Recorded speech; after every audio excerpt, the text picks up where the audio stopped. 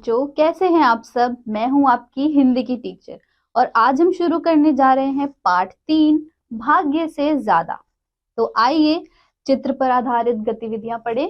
बच्चों, संलग्न चित्र में बच्चा सपने में क्या देख रहा है?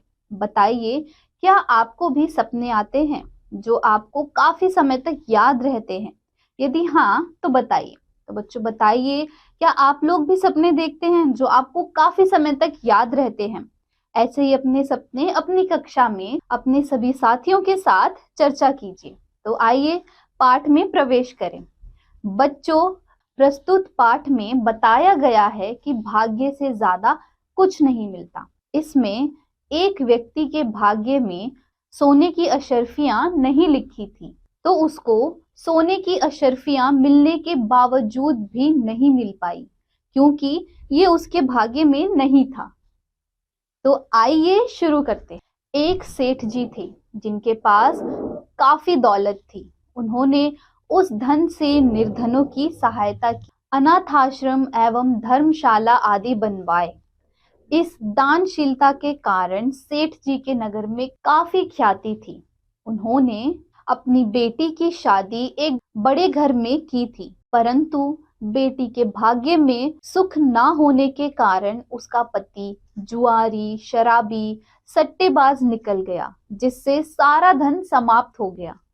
बेटी की यह हालत देखकर सेठानी जी रोज सेठ जी से कहती, आप दुनिया की मदद करते हो, मगर अपनी परेशान बेटी की मदद क्यों नहीं करते हो? सेठ जी कहते कि भाग्यवान, जब तक बेटी दामाद का भाग्य उदय नहीं होगा तब तक मैं उनकी कितनी भी मदद करूं तो भी कोई फायदा नहीं। जब उनका भाग्य उदय होगा तो अपने आप सब मदद करने को तैयार हो जाएंगे। परंतु माँ तो माँ होती है, बेटी परेशानी में हो तो माँ को कैसे चैन आएगा? इसी सोच विचार में सेठानी रहती थी कि किस तरह बेटी की आर्थिक मदद करूं। एक दिन सेठ जी घर से बाहर गए थे कि तभी उनका दामाद घर आ गया।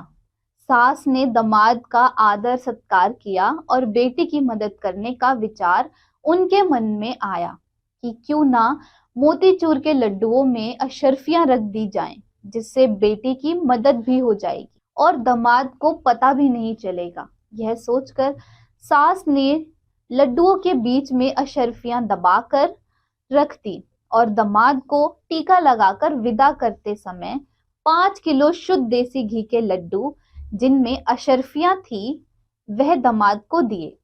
दामाद लड्डू लेकर घर से चला। दामाद ने सोचा कि इतना वजन कौन लेकर जाए, क्यों ना ये यहीं मिठाई की दुकान पर बेच दिए जाएं। यह सोचकर उसने वह लड्डुओं का पैकेट मिठाई वाले को बेच दिया और पैसे जेब में डालकर चला गया। उधर सेठ जी बाहर से आए तो सोचा कि घर के लिए मिठाई की दुकान से मोतीचूर के लड्डू लेता चलो, और उन्होंने दुकानदार से लड्डू मांगे। मिठाई वाले ने वही लड्डू का पैकेट सेठ जी को वापस बेच दिया जो उनके दामाद को उसकी सास ने दिया था। सेठ जी लड्डू लेकर घर आए। सेठानी ने जब लड्डुओं का वही पैकेट देखा तो उसने लड्डू फोड़ कर देखे और अशर्फियों को देखकर अपना माथा पीट लिया। सेठानी ने दामाद के आने से लेकर जाने तक और लड्डुओं में अशर्फियां छिपाने की बात सेठ जी से कह डाली। सेठ जी बोले, भाग्यवान, मैंने पहले ही समझाया था कि अभी उनका भाग्य नहीं जागा। देखा, अशर्फियां ना तो दामाद के भाग्य में थी और ना ही मिठाई वाले के भाग्य में। इसलिए कहते हैं कि भाग्य से ज्यादा और समय से पहले ना किसी को कुछ मिला है और ना मिलेगा। तो बच्चों, आइए अब पढ़ते हैं शब्द वाटिका। निर्धन, गरीब, पुअर, ख्याति, प्रसिद्धि, फेम, भाग्य, किस्मत, लक, फायदा, लाभ, प्रॉफिट, चैन, आराम, रेस्ट, आदर सत्कार, मान सम्मान, रिस्पेक्ट, अशर्फियां, सोने के सिक्के, गोल्ड कॉइन्स। तो बच्चों, आइए अब विचार मंथन पढ़ें।